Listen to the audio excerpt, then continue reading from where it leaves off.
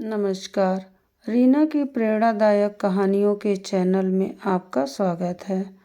आज का शीर्षक है शक्ति से बड़ा समय।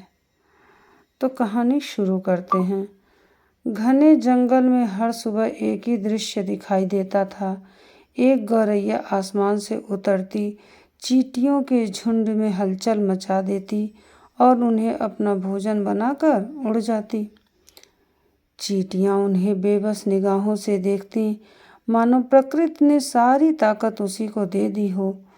उसी झुंड में एक छोटी सी चींटी रहती थी।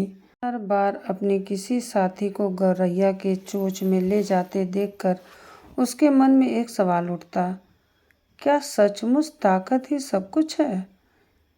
एक दिन उसने अपनी रानी चींटी से यही प्रश्न किया। रानी मुस्कुराई और बोली, नहीं बेटी, ताकत हमेशा जीतती नहीं, कभी कभी समय उससे भी बड़ा होता है। बस धैर्य रखना सीखो। छोटी चींटी को यह बात पूरी तरह समझ नहीं आई, लेकिन उसने उसे याद रख लिया। दिन बीतते गए।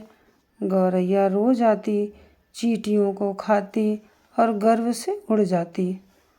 उसे लगता था कि इस जंगल में उससे शक्तिशाली कोई नहीं।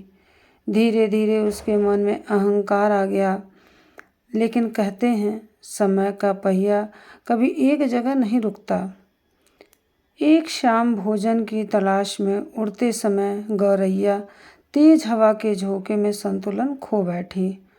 वह एक पत्थर से टकराई और गंभीर रूप से घायल होकर जमीन पर गिर पड़ी।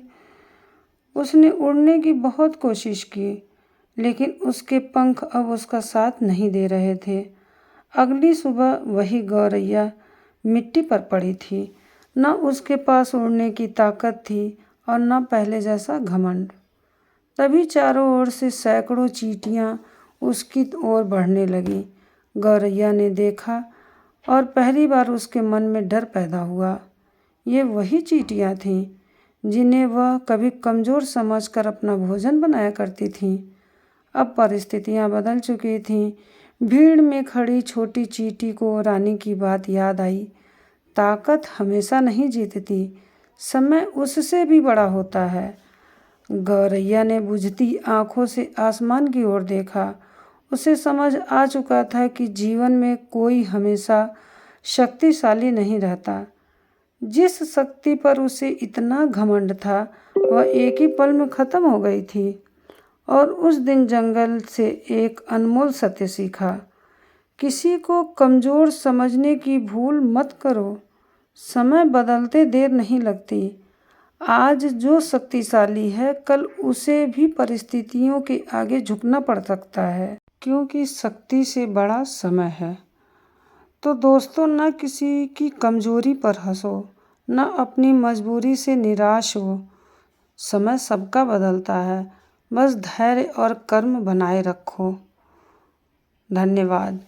अगर आपको ये कहानी ज़रा सा भी अच्छी लगी हो तो ऐसी और भी प्रेरणादायक कहानियों को सुनने के लिए प्लीज़ मेरे चैनल को लाइक, शेयर एंड सब्सक्राइब अवश्य करें। धन्यवाद।